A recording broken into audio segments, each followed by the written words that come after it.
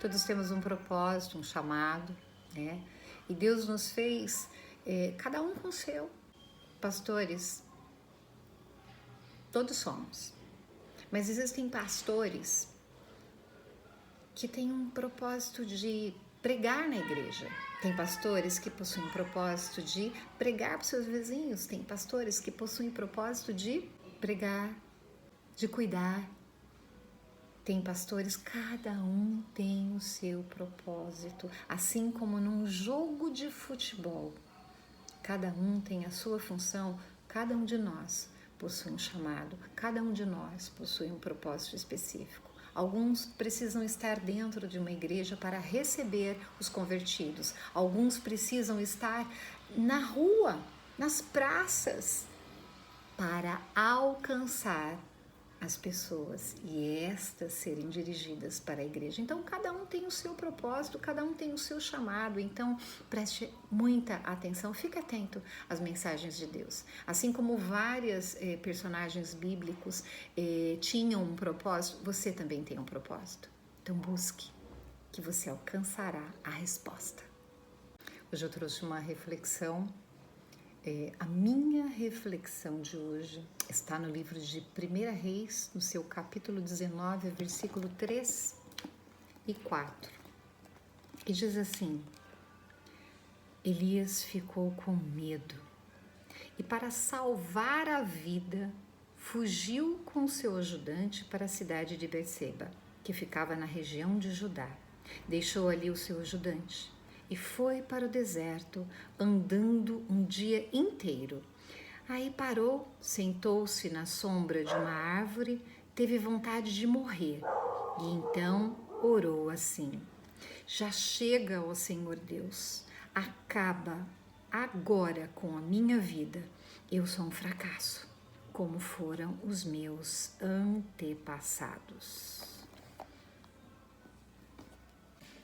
Elias, ele havia passado por uma situação. Deus mostrou o seu poder quando ele desceu fogo do céu, caiu fogo do céu, todo lugar foi queimado, a glória de Deus foi sentida por todos. E Elias, então, tirou a vida dos 450 profetas de Baal. E depois desse episódio, a Acabe e a Jezabel, né, estavam furiosos. Jezabel mandou um recado para Elias dizendo que ele mataria, fez uma promessa. Ela fez uma ameaça à vida de Elias. Ele se sentiu ameaçado, ele sentiu medo. E esse medo fez com que ele fugisse. Ele sentia vontade de morrer. E nesse desejo que ele tinha de morrer, ele orou e ele pediu a Deus: Senhor, acaba com a minha vida, chega. Eu sou um fracasso, eu não sirvo para nada. Olha, em vários momentos das nossas vidas, nós nos sentimos assim, um fracasso, mas assim como Elias, Deus tem um propósito, Deus te escolheu para um propósito. E esse propósito quer dizer o quê? Quer dizer que cada um de nós foi escolhido para um chamado que é servir a Deus. Por quê? Porque Deus nos criou para Ele e por Ele. E por Ele, para Ele são todas as coisas. É para Deus que nós viemos servir, é para servir a Deus, porque Ele é Deus e não porque nós sejamos alguma coisa. Nós não temos que nos crescer em nós, nos engrandecer em nós, que nós possamos crescer porque Deus está em nós. Cada um tem um chamado. O propósito é individual também. A salvação é individual, mas temos um propósito. Vamos imaginar um jogo de futebol, por exemplo. Eu não sou expert, tá? Eu vou deixar bem claro aqui. Eu farei uma analogia, né, sobre o propósito das nossas vidas e o jogo, né?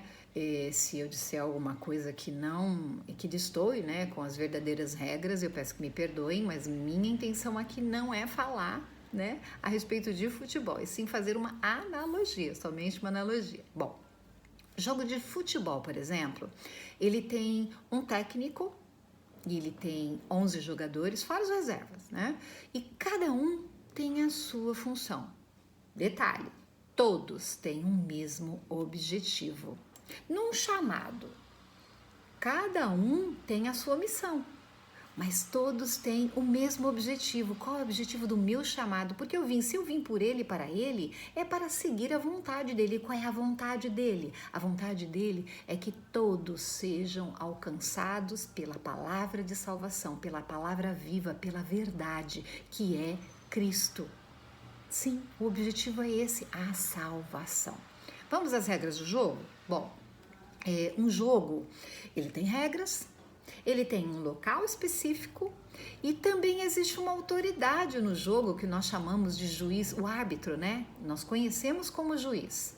E ainda tem 2 auxiliares, que são os bandeirinhas, né? As faltas cometidas no jogo, elas têm infrações que são sinalizadas através de cartões, de 2 cores diferentes, o amarelo e o vermelho. O amarelo, ele avisa que essa infração ele tem um risco de sair. Cuidado, você pode sair do jogo se você continuar agindo dessa maneira. E o vermelho avisa que ele está fora do jogo. Você está fora do jogo. Cartão vermelho para você. Não pode mais jogar. É claro que isso é durante esse jogo. Vamos colocar isso na vida real?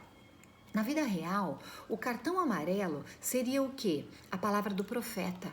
Elias foi enviado ao povo para avisá-los que eles precisavam se arrepender e fazer as coisas em obediência a Deus. Mas o povo, na teimosia, arriscou e acabou recebendo um cartão vermelho. No caso dos 450 profetas de Baal, eles morreram, acabou para eles. Cartão vermelho. Está acabando o nosso tempo. Deus te escolheu para algo muito importante. Todos fomos escolhidos para algo importante. Então, abra os teus olhos, abra os teus ouvidos e se caminhe para aquilo que Deus tem para você. E quem vai te dizer isso é Ele. Vamos voltar ao jogo? No jogo, cada jogador, 11 jogadores, lembra? Cada jogador, ele tem as suas funções. Vamos ao goleiro. O goleiro, ele usa as mãos e os pés para fazer a sua função, para seguir a sua função. Os laterais, eles são defensores que apoiam o ataque. O zagueiro, ele evita que o adversário chute a gol. E meio campo, dá volume para o jogo no meio do campo. Ele auxilia na defesa, ele arma a bola para os atacantes, né? E a função do atacante, o que é o quê? Fazer os gols. Vocês perceberam? Cada um tem uma função com uma única finalidade. O que eles querem? Vencer. Goleiro, lateral, zagueiro, meio-campo, atacante. Perceberam? Cada um de nós temos missões diferentes, temos propósitos diferentes, mas a finalidade do nosso propósito é única, que é levar o Evangelho. Deus escolheu cada um para um chamado e Ele apontou para você.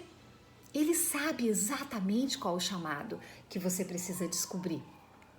E como fazer isso? Você já parou para se perguntar como é que eu vou descobrir o meu chamado? Quem é que sabe qual é o seu chamado? Pois é, quem sabe o seu chamado é Deus. Então pergunta para Ele e esteja pronto para receber os sinais, porque Ele vai enviar. O autor da vida, ele já te viu no futuro, lembre-se disso. Peça que ele lhe abra os olhos e ouvidos espirituais e confie, esteja atento, porque a partir do momento que você se dirigir àquele que conhece, que sabe exatamente para o que você foi chamado, para qual chamado você foi escolhido, ele vai te dizer. Então, muita atenção. Não deixe que as distrações do mundo lhe tirem da direção. Elias tinha uma missão. Ele precisava instruir os homens e revelar o que estava oculto. Davi tinha uma missão. que era ser o melhor rei que já existiu. Mas antes, ele cuidou de ovelhas, ele tocou harpa para o rei, ele foi servo de Deus, ele foi servo de Deus em tudo. José tinha uma missão, ele era um sonhador e com uma missão muito especial. Porém, antes de cumprir essa missão, ele passou por muitas experiências. Ele foi vendido aos 17 anos e somente aos 30 ele se tornou governador. Então foram 13 anos de sofrimento, mas ele nunca desacreditou dos sonhos de Deus para a vida dele. Ele seguiu acreditando nos seus sonhos. Qual é o seu sonho? O seu sonho precisa estar direcionado ao que Deus tem planejado para a sua vida. Seus sonhos não são o que você deseja para você, os seus sonhos são o que Deus espera de você, o que Deus tem para você. Os seus sonhos são sonhos de Deus para a tua vida. Nossos sonhos são de Deus. Nossas metas são nossas, nossos objetivos são nossos, mas os sonhos, eles são algo inalcançável, algo atingido somente por Deus através da sua vida. Então seja você o autor da sua vida. Tenha você em mente que todos temos uma missão, mas vai ser no tempo certo. Porém, você precisa estar atento aos sinais de Deus. Você precisa enfrentar os medos e andar segundo a vontade do Pai. Deus nos fez para alcançarmos pessoas. A nossa missão é ser filho de Deus e todo filho de Deus segue conforme a tua vontade. Deus tem algo grande para nós. Deus tem algo grandioso para cada um de nós. Dirija-se ao autor da vida e pergunte a ele em oração: Senhor, qual a minha missão? Qual o meu propósito? E ele vai te responder. Abra os seus ouvidos e os seus olhos espirituais. Ouça e veja a Deus. Tenha uma linda semana na presença dele.